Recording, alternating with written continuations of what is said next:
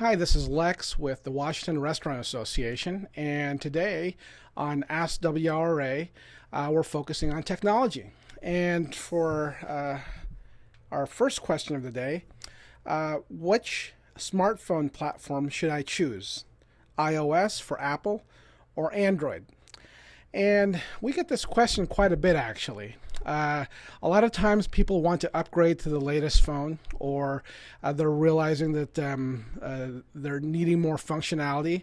And it's really important before you decide on a smartphone is you have to know what you're going to use your smartphone for. If you're going to use it for email, surfing the web, applications, and games, well, it's safe. It's a safe bet to go ahead and use a smartphone. However, if you're still going to primarily use it for phone calls, well, you might be just better off having the phone that you have. And just because you want to go with a smartphone doesn't necessarily mean you have to go with the most expensive one. So I would recommend first deciding what you want to use a smartphone for.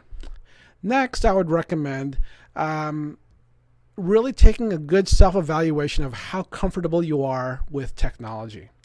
If this is something completely new to you and you find yourself always bumbling around with, computers and gadgets and things like that, iOS for the Apple is really a good way to go. It's pretty much plug and play.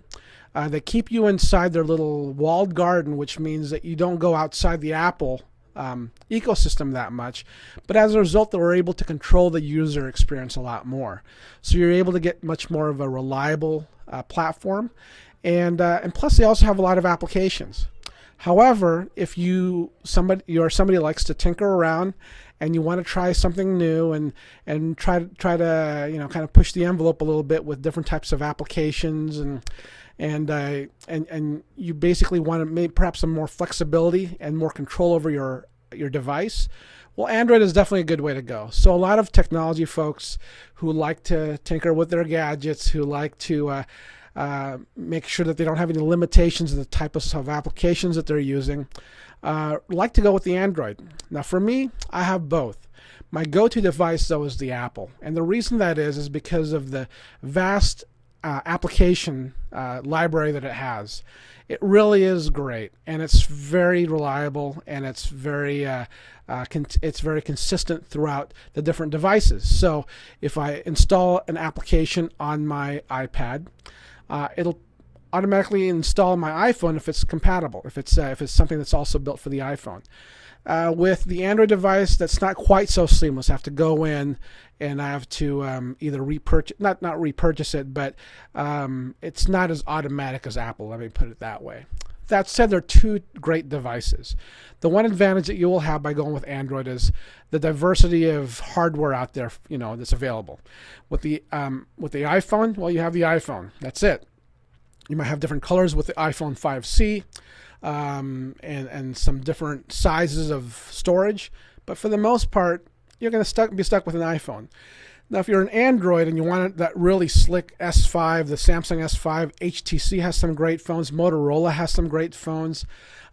There's a lot of great flexibility and diversity in the Android ecosystem. So either way, I really believe you're going to win.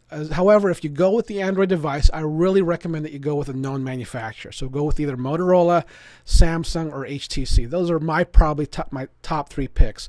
There's other great manufacturers out there, but those are my top picks. LG is another good one as well. So that's it. Should I go iOS? Should I go Android? Well, it really is up to you. But if you're brand new and technology is something you really need to really get your hands around, and you don't mind paying a few extra bucks, I would recommend the iPhone. However, if you do want to, if you're really cost conscious and you really like that Android device and you think it's a really good deal and it's one of those manufacturers I told you about, you're probably not going to go wrong there either. You're going to be pretty pleased for the most part. So that's it. Let us know if you have any additional questions. Email us at media@warestaurant.org. and we'll get back to you with questions with future editions of Ask WRA. Thank you.